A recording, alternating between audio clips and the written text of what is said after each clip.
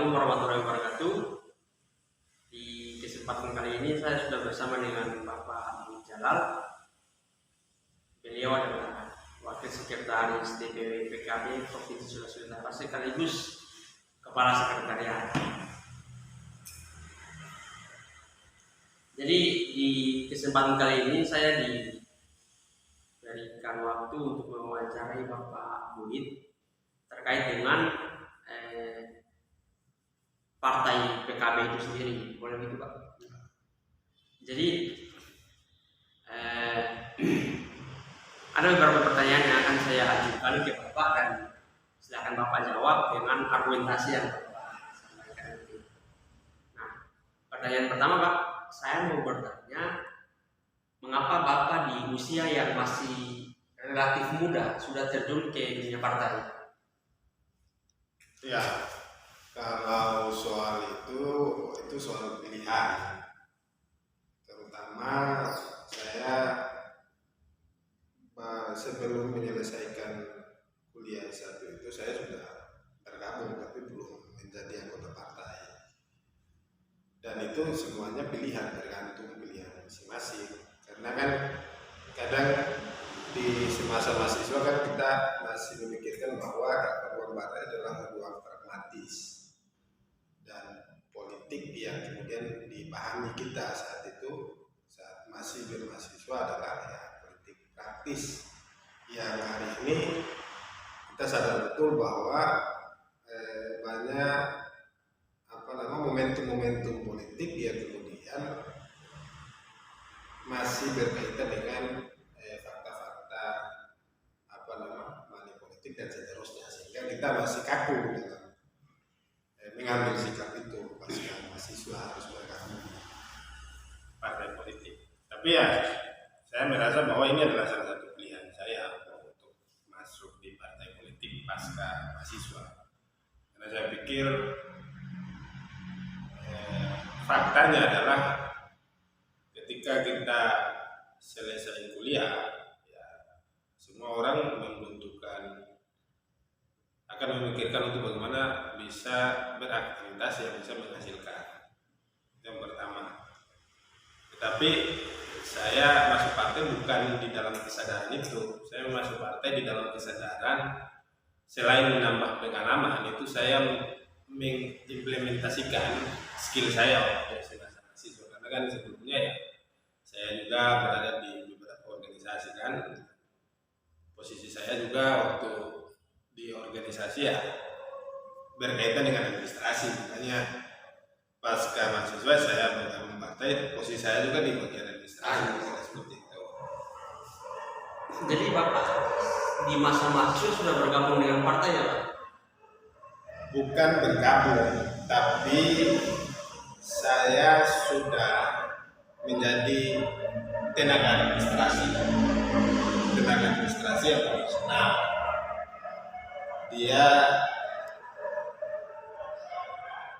Saya punya status belum menjadi anggota partai dulu, karena kan anggota partai kan harus ikut kekaderan, harus juga ada KTA dan sebagainya. Tapi waktu itu saya belum ada itu. Saya hanya membantu saja sebagai membantu karena dibutuhkan sebagai tenaga administrasi. Kira seperti itu. Oh iya Pak. Jadi ada pertanyaan berikut juga Pak. Bapak bisa bantu menjelaskan bagaimana terkait dengan mekanisme pembentukan partai itu ya Pak? Khususnya di DPW Provinsi Sulawesi Utara. Ya kalau mekanisme pembentukan partai, ya saya pikir saya kurang tahu juga kalau partai-partai yang lain seperti apa. Tapi PKB sendiri mekanismenya adalah dia terpimpin mekanisme pembentukan struktur di tingkatan provinsi, bahkan sampai di tingkatan ranting atau kelurahan. Dia terpimpin maksudnya begini. Jadi seperti beberapa bulan yang lalu kan, tahun lalu 2021 itu pembentukan struktur baru atau musyawarah wilayah di tingkatan provinsi itu kemudian mengevaluasi kinerja dan menunjuk pengurus baru yang menjadi pengurus Dewan Pengurus Wilayah Partai Kebangkitan Bangsa Provinsi Sulawesi Utara masa hikmat masa bakti 2021 sampai 2026. Itu mekanismenya adalah kita di daerah mengusulkan nama-nama di Dewan Pimpinan Pusat. Nanti Dewan Pimpinan Pusat kemudian memutuskan siapa yang menjadi ketua, sekretaris, pengurus dan seterusnya. Dan penentuan atau keputusan dari pimpinan pusat itu tidak semerta-merta subjektif, tidak. Keputusannya adalah objektif berdasarkan hasil monitoring yang kemudian sudah dilakukan oleh pimpinan pusat sebelum musyawarah wilayah di daerah masing-masing. Jadi sebelum melakukan musyawarah, sebelum PKB di Provinsi Sulawesi Utara melakukan musyawarah, pimpinan pusat sudah melakukan evaluasi terhadap PKB di daerah, khususnya daerah Sulawesi Utara. Makanya setelah hasil evaluasi itu baru PKB Sulawesi Utara melakukan musyawarah wilayah. Hasil dari musyawarah wilayah itu nama-nama yang kemudian diusulkan di DPP Dewan Pengurus Pusat Partai Kebangkitan Bangsa itu baru itu yang ditetapkan ketua siapa, sekretaris siapa, bendahara siapa, suruh siapa, sekretaris suruh siapa. Nah, hasil itu yang sudah ditetapkan oleh DPP itu yang disahkan pada saat musyawarah. Selain mengesahkan keputusan DPP terkait dengan struktur kepengurusan, itu juga ada pembahasan program kerja oleh DPW PKB Sulawesi Utara. Selain program kerja juga ada juga di membahas rekomendasi.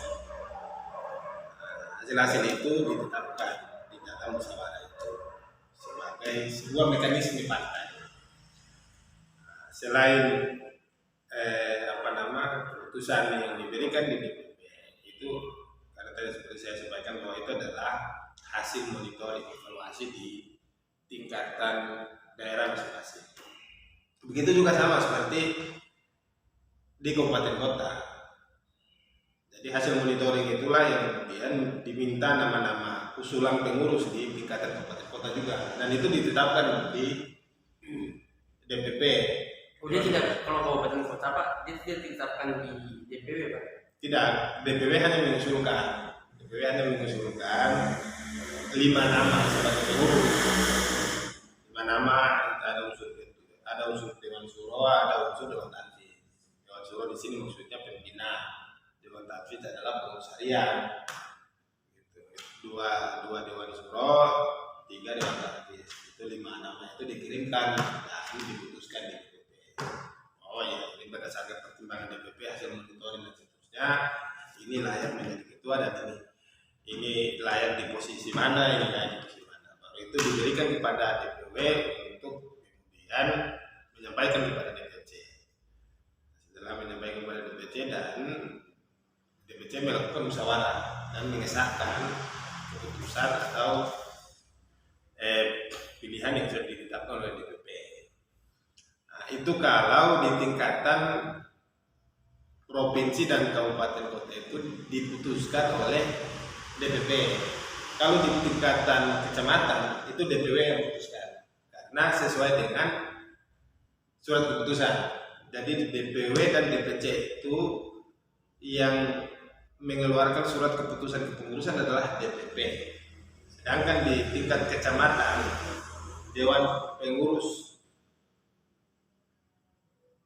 Anak Cabang atau DPAC itu di tingkatan kecamatan itu yang mengeluarkan surat keputusan adalah DPW di tingkatan provinsi. Makanya yang memilih pengurus di tingkatan kecamatan adalah DPW.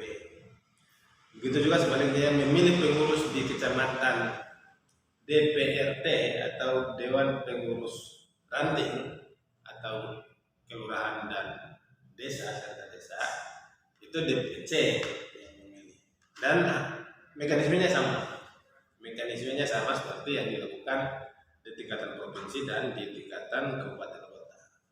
Kira-kira seperti itu sedikit penyampaian singkat dari saya. Tentu saya mau tanya nih Pak, sampai di titik ini sudah berapa jumlah DPAC khususnya di DPW PKB Sulawesi Utara? Kalau jumlahnya kan di Sulawesi Utara ini kan kita ada 171 kecamatan kan, 171 kecamatan. Itu saya provinsi. Yang sampai hari ini, karena ini baru sementara dibentuk juga, baru sementara dikonsolidasi juga, itu baru dari total 171 itu sudah sekitaran 80-an DPAC yang sudah terbentuk, yang sudah diusulkan oleh DPC kepada DPW.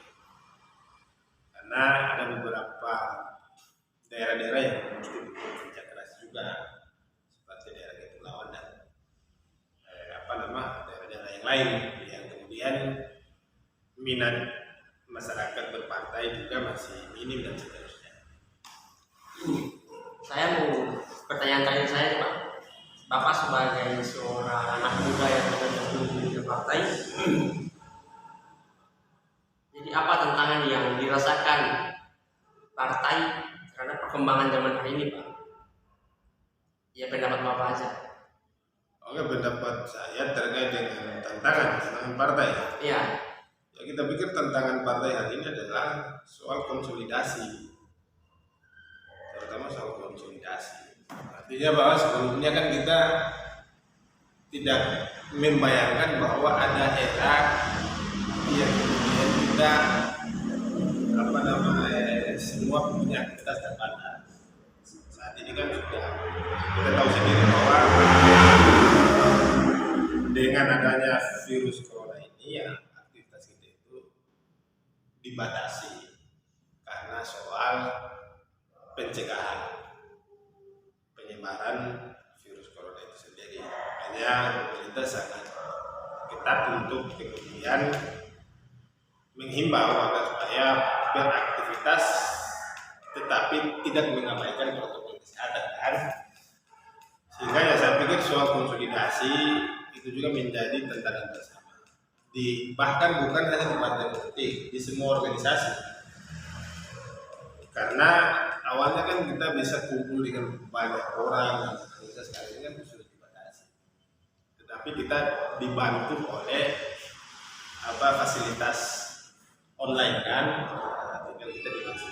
Tapi ya tantangan kita adalah soal itu juga, soal hutan dan seterusnya.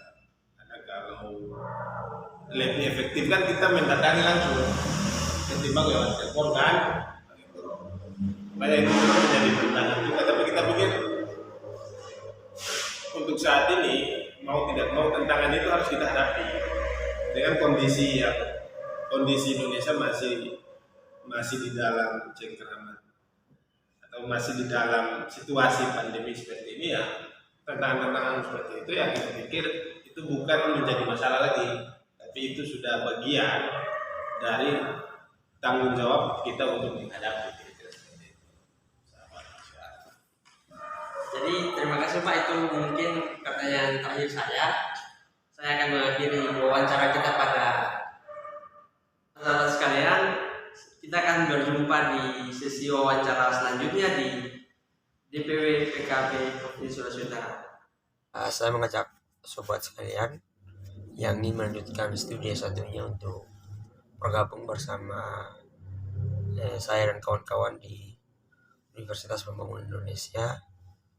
Apalagi kalau yang mau belajar politik, silakan masuk di Fakultas Ilmu Sosial dan Ilmu Politik Universitas Pembangunan Indonesia. Di sana juga ada berbagai macam fakultas seperti Fakultas Pertanian, Teknik, Hukum, dan lain sebagainya, yang fakultas keperawatan yang bisa teman-teman temui sekali. Jadi Saya tunggu ya teman-teman.